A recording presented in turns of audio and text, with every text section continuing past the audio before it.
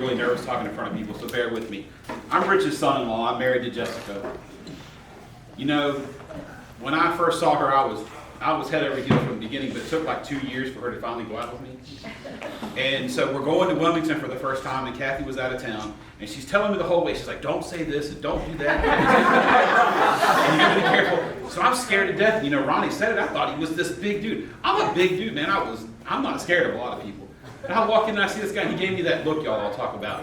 And I was done. I was like, I thought I was 2 foot high. But you know, in all the years that I've known him and the things, he was always there to help me.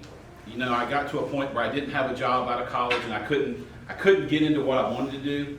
So I called him and he called Lance and he got me a job at Lance.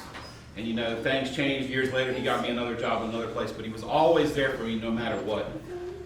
And, you know, the other cool part about joining this family for me was I loved Notre Dame before I even knew that they loved Notre Dame. So when he said, "Man, we're Notre Dame fans," I thought I was in the best place on the planet. I was so excited. This is awesome. But, you know, for my children and for my wife and my mother-in-law, you know, this is a huge loss because he was such a big part of our lives. And, you know, to hear all y'all's stories really touches me because I knew him the same way in a different way. I'm also a vendor, and you work in Wilmington, and he was, you know, Scotchman King over here. Scared to death. I never left the store without walking around it 9 more times to go because he might stop by. And then I remember, you know, routes changed over the years, and I had the store right in front of the office on Oleander.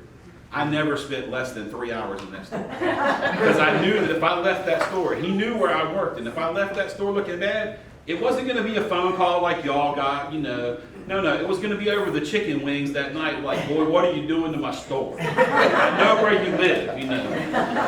But anyway, I appreciate everybody coming and sharing their stories. You know, he was an amazing man, and